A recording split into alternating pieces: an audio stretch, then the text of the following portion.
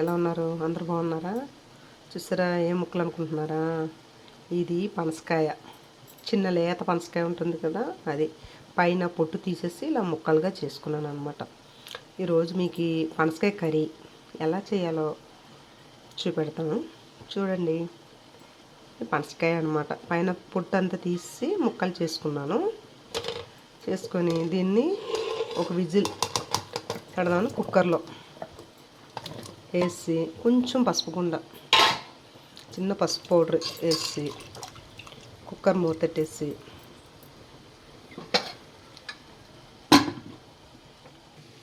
లైట్గా పసుపు పౌడర్ వేసుకుంటాను అనమాట. పసుపు పౌడర్ వేసుకొని లైట్గా సాల్ట్ వేసి అన్నట్టు చెప్పడం మర్చిపోయి, అందుకే ఇప్పుడు చెప్తున్నా. తర్వాత కుక్కర్ మూత పెట్టి ఒక విజిల్, ఒక 4-5 ఉల్లిపాయలు అండి, ఈ సైజ్ అనుకోండి, ఒక 5 ఉల్లిపాయలు 6 ఉల్లిపాయలు అయితే సరిపోతాయి. కాకపోతే దీన్ని ఇలాగా బాగా సన్నగా తరుక్కోవాలన్నమాట.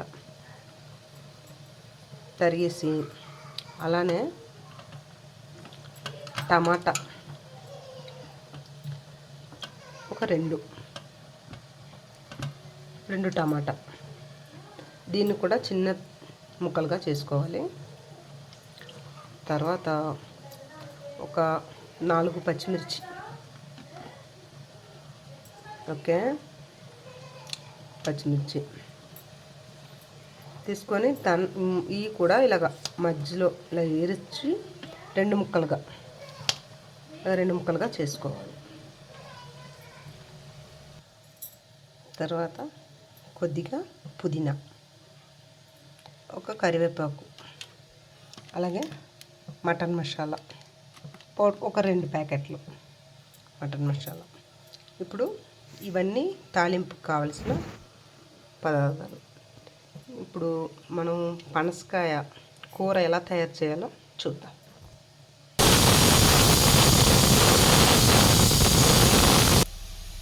ఒక విజిల్ వచ్చిన తర్వాత స్టవ్ కట్టేసి దీన్ని నీరు వార్చేసుకోవాలన్నమాట. అంటే ప్రెషర్ తీసేయాలి. తీసేదంటే ఒక విజిల్ రాగానే ఉడికిపోతుంది ముక్కలు, ఇంకా ప్రెషర్ తీసేయాలన్నమాట. తీసేసి దాన్ని అలా పక్కన పెట్టుకున్నాం. ఏంటి ఫ్రెండ్స్, ఇదేంటని చూస్తున్నారా? ఇది ఆవకూర ఫ్రై. ఇంకొక రోజు నేను ఆవకూర ఫ్రై ఎలా చేయాలో మీకు వీడియో పెడతాను.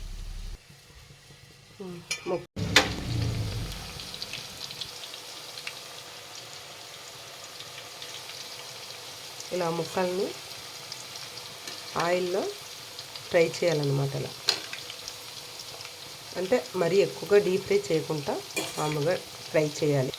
చూసారా, ఇప్పుడు ఇలా బ్రౌన్ కలర్ వస్తుంది అనమాట. ఇప్పుడు ఈ ముక్కల్ని తీసి పక్కన పెట్టుకుందాం. ఇలా ఫ్రై చేసిన ముక్కల్ని ఇలా పక్కన పెట్టుకొని స్టవ్లో కడాయి పెట్టుకొని, మనం ఇందాక ఫ్రై చేసాం కదా, దాంట్లో ఆయిల్ ఉంది కదా, ఆయిల్ కొద్దిగా దీంట్లో వేసుకోవాలి. ఆయిల్ వేసుకున్నావా? ఆయిల్ ఎలాగో వేడిగా ఉంది కాబట్టి ఆనియన్స్ అన్నమాట, ఉల్లిపాయ ముక్కలు, మనం సన్నగా తరిగిన ఉల్లిపాయ ముక్కలు వేసుకోవాలి.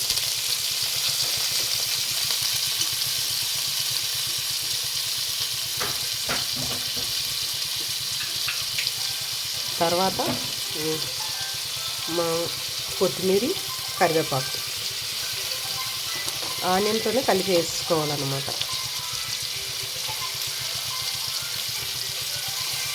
దీన్ని కొంచెం ఎర్రగా వచ్చేదాకా వేగనివ్వాలి. ఇలాగా ముక్కలు కొద్దిగా ఎర్రగా వేగిన తర్వాత ఒక 3/4 స్పూను అల్లం వెల్లుల్లి పేస్ట్ అనమాట వేసి దీనికి కాస్తంతలా కలిపిన తర్వాత ఇప్పుడు టమాటా, పచ్చిమిర్చి తరిగేసి ఉంచాం కదా, దాన్ని వేసుకోవాలి. ఒకసారి కలిపేసుకోవాలి.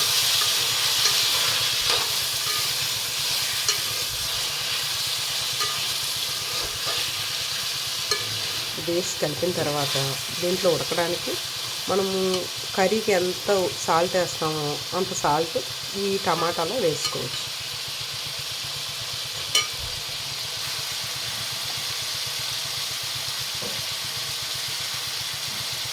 ఒక 3/4 స్పూను సాల్ట్ అన్నమాట. సాల్ట్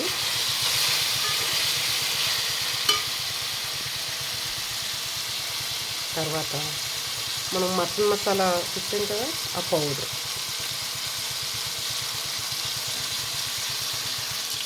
తర్వాత ఒక పసుపు ఒక 1/2 స్పూను.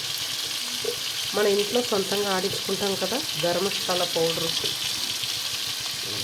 అది ఒక 2 స్పూన్లు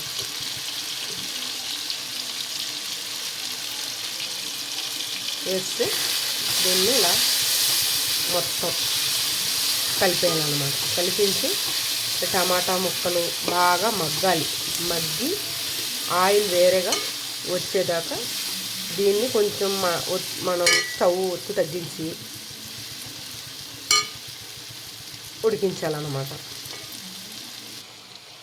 టమాటా ముక్కలు బాగా మగ్గేదాకా ఇలాగా మగ్గనివ్వాలన్నమాట. అలా అప్పుడప్పుడు మధ్య మధ్యలో కలుపుతూ ఉండాలి. ఎందుకంటే టమాటా ముక్కలు వేగి ఆయిల్ సపరేట్ అవుతుంది. టమాటా ముక్కలు మసాలా ఎంత వేగి ఆయిల్ సపరేట్గా వస్తుందన్నమాట. ఇప్పుడు ఆయిల్ సపరేట్గా వస్తుంది కదా, అంటే టమాటా ముక్కలు మసాలా అంతా బాగా ఉడికాయన్నమాట. ఇప్పుడు మనకు కావాల్సినంత కారం, 1 స్పూన్ కారం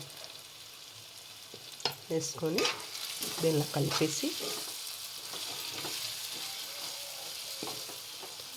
ఇప్పుడు మనం వేపేసి పక్కన పెట్టుకున్నాం కదా ముక్కలు, ఆ ముక్కలు వేసి దీంట్లో కలపాలన్నమాట.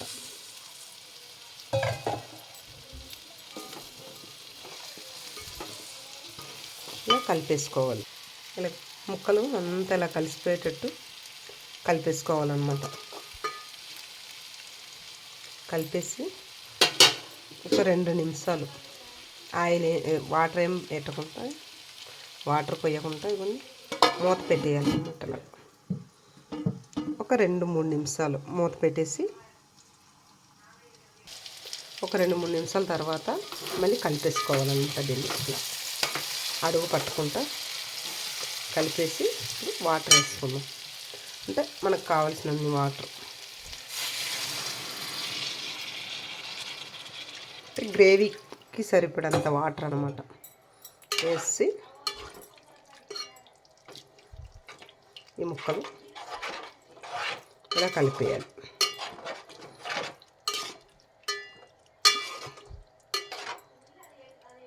ముక్కల్లో మసాలా గట్ట పట్టాలి కదా.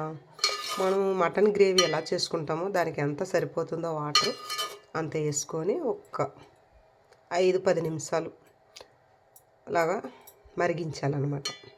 వాటర్ వేసిన తర్వాత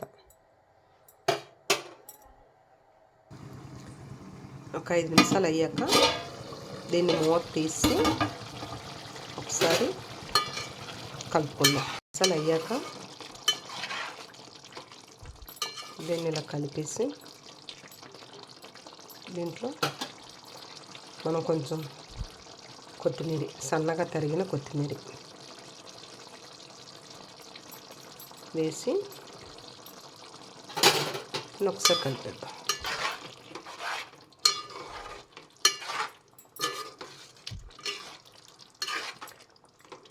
అంతే ఫ్రెండ్, పనసపింజ గ్రేవీ అన్నమాట. పనసపింజ కూర ఇలా మటన్ కర్రీ లాగా తయారు చేసుకోవచ్చు అన్నమాట. చాలా బాగుంటుంది ఫ్రెండ్, ఒకసారి ట్రై చేయండి. అంతే, ఇంకా స్టవ్ కట్టేసుకోండి. స్టవ్ కట్టేసి సర్వ్ చేసుకుందాం.